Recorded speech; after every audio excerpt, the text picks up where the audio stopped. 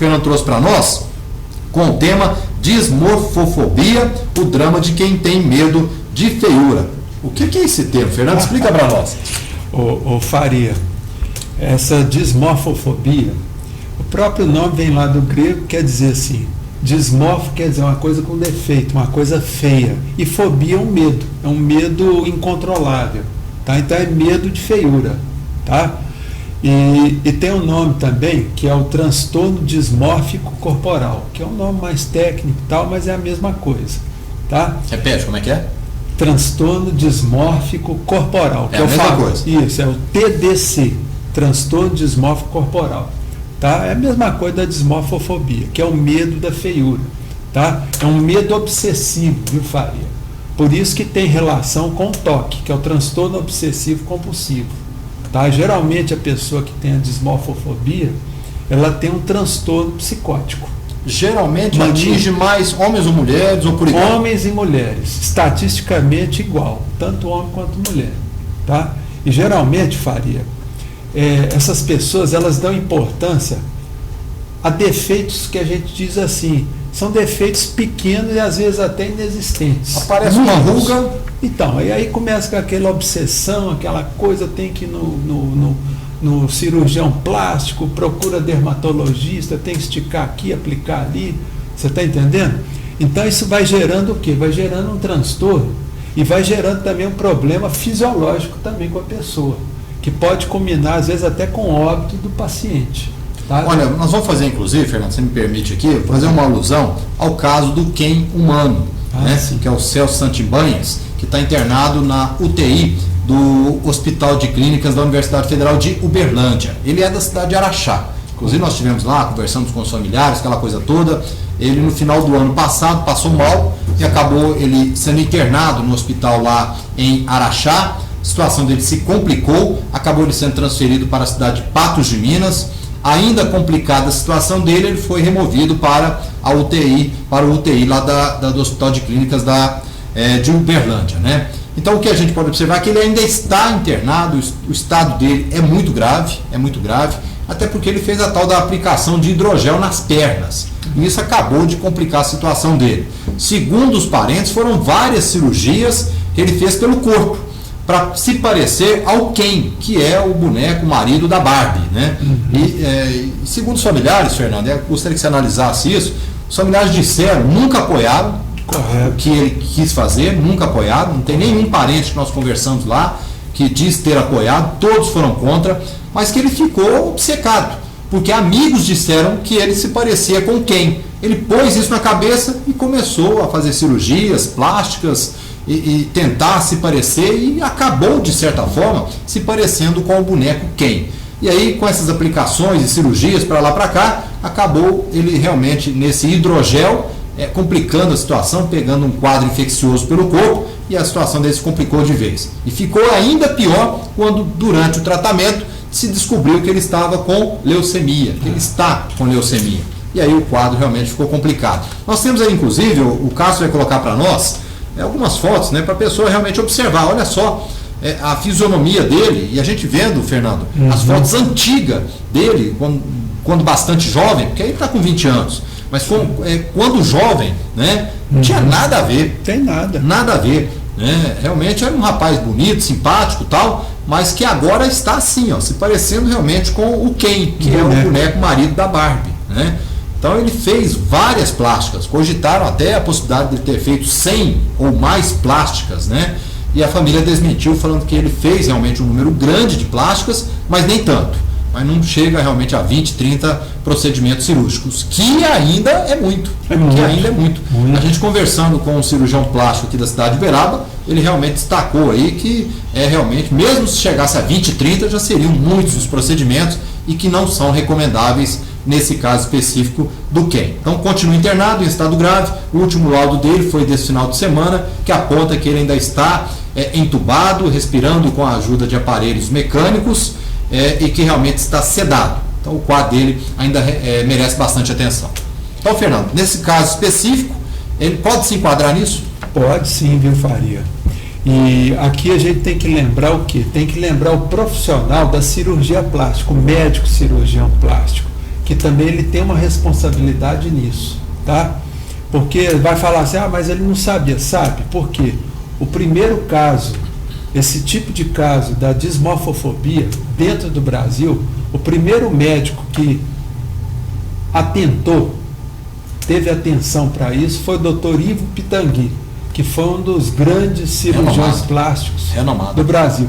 Então, na década de 60, no final da década de 60, ele escreveu um livro falando sobre isso. E nesse livro ele mostrou que os profissionais cirurgiões plásticos, eles têm que ficar atentos, com a antena bem ligada para esse tipo de caso. A orientação faz parte? Faz parte, mas o que eles têm que fazer? O cirurgião, se ele desconfiar que a pessoa está deprimida, que a pessoa tem assim, um transtorno obsessivo, uma mania de perfeição, ele tem que, em primeiro lugar, antes dele fazer algum procedimento cirúrgico, ele tem que encaminhar esse paciente para quê?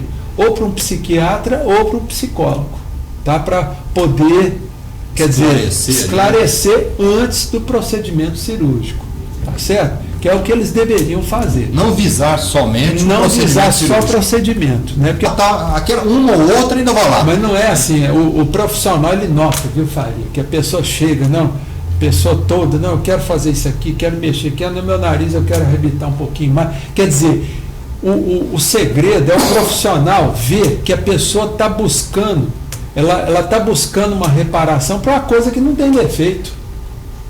Você está entendendo? Não tem defeito, o sujeito é quase perfeito. Fala, mas para que você quer mexer aí? Seu nariz está perfeito, seu olho está perfeito. Então o profissional, o cirurgião, ele tem que ficar atento para evitar esse tipo de problema, tá? Agora, quanto à família, a gente nunca pode, nesses casos, viu, Faria, jogar a culpa na família. Você vê que a família desse rapaz, ela sempre foi contra. Sim. Tá? Mas é o tal negócio, esse rapaz, ele precisava o quê? Ele precisava ter passado por um médico, por um psiquiatra, porque o transtorno dele, Faria, é um transtorno psiquiátrico. Tá? A pessoa começa, geralmente essas pessoas que têm esse tipo de transtorno, que é o TDC, transtorno dismórfico corporal, são pessoas que apresentam um quadro de depressão, tá? São pessoas que têm uma tendência a explodir, a ter uma violência, sabe? São pessoas que qualquer coisinha estão agredindo alguém, tá? Então, são pessoas que têm uma mania de perfeição, gostam de fazer as coisas tudo nos mínimos detalhes, quer dizer, o TOC, tá? O transtorno obsessivo compulsivo. Pode se ligar isso à depressão, Fernando? Claro. Tá? Porque esse pessoal que apresenta dismorfofobia, eles apresentam também uma tendência muito grande ao suicídio. Tá? O suicídio, a autoeliminação. E quando a gente fala em autoeliminação e suicídio, a gente tem que pensar em quê? Na depressão que está por trás. Tá certo? Porque, claro, a pessoa que não gosta dela mesma, quer dizer, geralmente essas pessoas, elas olham no espelho uma coisa e vê outra. Tá certo? Elas não gostam de si próprias, tá? Vamos dizer assim que elas têm até ódio de si próprias, não gostam daquilo que tem, daquilo que é, daquilo que parece. Então, por trás disso, a gente tem que sempre olhar a questão da depressão. E nunca está satisfeito. Nunca que foi o caso dele, do Ken humano aqui, ou seja, ele foi fazendo cirurgia atrás de cirurgia. Até ir a óbito. Até morrer, Faria, até pegar uma infecção, igual aconteceu nesse caso, ou às vezes faz um procedimento, usa um material de segunda mão, esse material vai causar uma infecção, vai causar dentro da pessoa um deslocamento, que é o que aconteceu com esse hidrogel muitas vezes. Então, quer dizer, a pessoa ela tem uma autoestima muito baixa, ela está sempre buscando alguma coisa, ela não se ama, tá? E não se autovaloriza também. Então, quer dizer, os pais, porque isso aí acontece na adolescência, viu, gente? Então, os senhores pais que estão me escutando, vocês têm que ficar atentos a isso. Aquela vaidade excessiva da criança, do jovem, do pré-adolescente, tá? Tem uma espinhazinha que saiu aqui, o mundo já caiu para ele. Então, o que a gente aconselha o quê? É que esses pais, rapidamente, já encaminhem esse jovem para um aconselhamento profissional, na área da psicologia ou também da psiquiatria, tá? Que o profissional ele vai detectar o problema. Podemos dizer que são as características? Exato. Viu? Então essas características é o que eu falei, é depressivo e tal, e existe tratamento medicamentoso para isso, que ele vai seguir o que é o tratamento psicológico, Então você faz o tratamento psicoterapêutico junto com o tratamento de medicamento, tá? Aí no caso, por exemplo, geralmente eles vão entrar com a medicação para o toque e para a depressão, tá? Porque geralmente os medicamentos antidepressivos, eles têm um viés também para poder tratar o toque. Então o médico, ele sabe disso e já entra com esse tratamento, tá? E juntamente com o tratamento psicoterapêutico. Bom, nós estamos aqui com o nosso psicoterapeuta clínico, Fernando Vieira Filho. Fernando, nesse caso desse tema que a gente está abordando, falando sobre a dismorfofobia, o drama de quem tem medo da feiura, geralmente pode acontecer com os jovens e os adultos, ou geralmente acontece mais com os jovens? Mais com os jovens, tá? E é igual eu estava falando, Faria, os pais têm que ficar observando. A hora que notar algum exagero na parte da vaidade, aquela obsessividade pela vaidade, conquistar, ficar bonito, isso e aquilo, desconfie, leve um profissional. E outra coisa, uma coisa que eu sempre recomendo e vejo que ajuda muito, viu, Faria? É os pais encaminharem os filhos para trabalhos voluntários na parte da caridade, fazer caridade. Porque quanto mais eles trabalharem na caridade, fazer visita na periferia, ver pessoas que estão sofrendo realmente, vai ser bom para eles. Porque eles vão desfocar um pouco a atenção deles próprios para os outros que sofrem mais do que eles. Então, quer dizer, trabalho voluntário, comunitário, na área de assistência social, essas coisas, é muito importante para ajudar no tratamento dessas pessoas com TDC. Você disse uma coisa interessante, porque a vaidade todo mundo tem. É normal. Agora, o excesso de vaidade que é o problema. O Faria, tudo que é excesso, tá, é doença, vamos dizer assim. Tá, é um transtorno. Tá? Então a gente tem que tomar cuidado. É normal a gente ter uma vaidade? Vai ficar bacana, usar uma gravata, pentear um cabelo, ficar cheiroso, isso é normal, isso faz parte. Agora, os pais têm que ficar de olho no exagero, tá? Naquela mania, na obsessividade das maneiras daquele filho, daquele adolescente, tá? E aí logo, rapidamente, falar, gente, eu vou marcar uma consulta, vou te levar um profissional e vamos ver a avaliação. Porque o profissional, gente, a hora que ele começa a conversar com o jovem, ele já logo nota. Tá? E já encaminha o tratamento, vamos fazer um tratamento psicoterapêutico, tomar um remedinho, que é muito bom, tá? Porque o remédio ele vai colocar a casa em ordem daquele indivíduo, vai deixar ele estabilizado, para ele poder fazer um tratamento psicológico. Tá? E aí, juntamente com isso, igual eu falei, é encaminhar isso aí para um trabalho voluntário na área da assistência.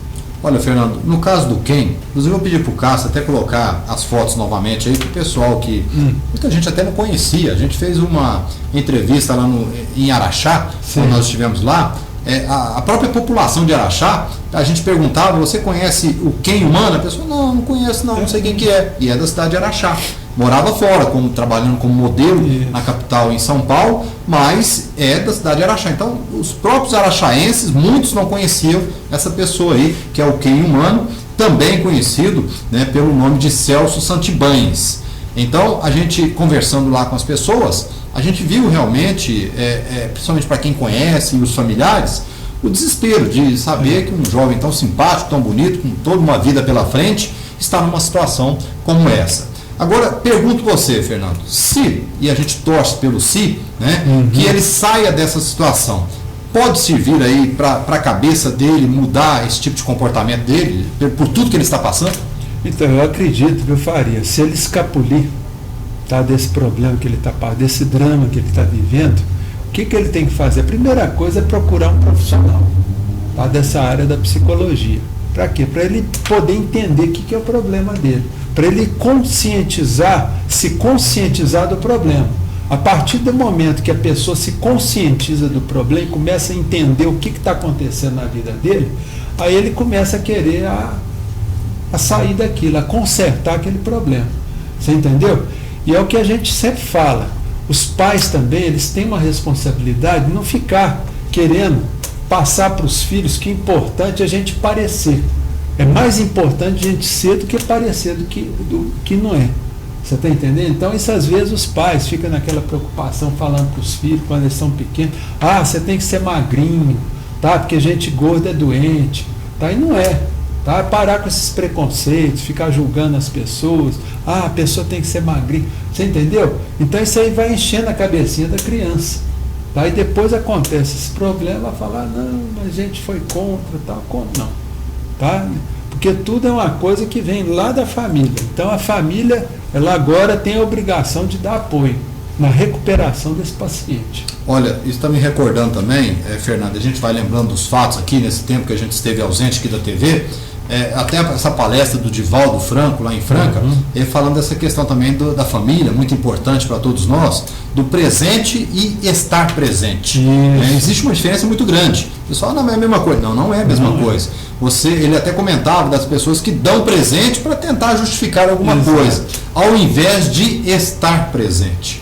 Então, gostei dessa comparação, porque são frases emblemáticas, né, que servem para a vida de todos nós. Claro. E que às vezes está faltando justamente isso, estar presente ali na vida do filho, acompanhando a trajetória do filho, ir na escola, saber como é que o filho está na escola, ir no trabalho, às vezes, saber como é que está no trabalho, ou seja, saber ali interagir, né, por dentro do que acontece dentro da família. E muitas das vezes é isso que não acontece. Exatamente, porque os pais, eles ficam preocupados assim, bom, meu filho parece que é, mas na realidade ele não é. Será que é ou não é? Então, quer dizer, os pais, eles têm que ficar atentos nisso, tá? E parar com esse sentimento de culpa, eu trabalho, eu tenho que fazer tudo pelo meu filho. Não. O seu filho, ele precisa de quê? De atenção. E atenção, gente, não é brinquedo, não é bens materiais. Tá? Atenção é você chegar para o seu filho, meu filho, como é que você está? O que você está pensando? O que está acontecendo na sua vida? Você está entendendo? É estar presente, igual o Divaldo falou, tá?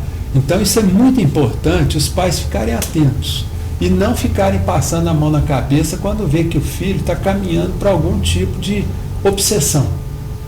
Tá? Você nota isso. Então não fica passando a mão na cabeça. Vamos, meu filho, como é que é? Vamos no médico, vamos no psicólogo. Você entendeu? Não deixar a batata assar, viu, Faria? A gente, inclusive, nesse caso do Ken, lá em Araxá, a gente conversando com os familiares, principalmente os avós, porque a gente observou ali alguns problemas dentro da família. Claro. E aí toda família tem seus problemas, a gente sabe disso, mas naquele caso específico, os avós basicamente tomaram conta do Ken. Inclusive o avô relatando, Fernando, que foi ele quem levou o Ken pela primeira vez com 16 anos para São Paulo, porque ele queria ser modelo, queria ser artista e tinha essa projeção aí na vida. O avô levou ele, ficaram hospedados num hotel, o avô ele saiu para procurar emprego, já numa agência de modelo, e logo depois o avô voltou para Araxá no caso, e deixou ele sozinho lá em São Paulo, com 16 anos. E aí ele começou toda essa trajetória, culminando agora com 20 anos, lamentavelmente internado lá no Hospital de Clínicas em Uberlândia. A gente torce, claro, né, Fernando? A gente vai torcer para que ele saia, como o Fernando mesmo disse, desse drama que ele está vivendo, mas é uma situação bastante complexa, bastante grave, e que merece uma reflexão por parte dos outros pais. Exatamente. Quem está acompanhando esse caso, saber realmente a gravidade do que é não ter ali o acompanhamento no dia a dia dos filhos. Beleza, e é isso aí, viu, gente? A gente tem que aprender isso e procurar sempre a religiosidade, viu, Faria? Porque o que a gente vê muito nesses casos é falta de religiosidade. As pessoas estão pensando só nas aparências, nas cores, tá? Esquece a espiritualidade, que a pessoa tem que aprender a sentir alguma coisa que está além, tá? Então, se as pessoas começarem a se preocupar mais com o próximo, viu, Faria? Elas não vão cair nesse tipo de situação. Com certeza. Tá? Bom, Fernando, mais uma vez, prazerão. Obrigado aí pelo retorno também com o nosso programa. Todas as segundas-feiras, o Fernando com a gente aqui, e outros dias também da semana, se porventura a gente precisar, tiver um assunto interessante para a gente estar abordando, o Fernando está sempre pronto para nos atender. Então, mais uma vez, Fernando, muito obrigado pela participação.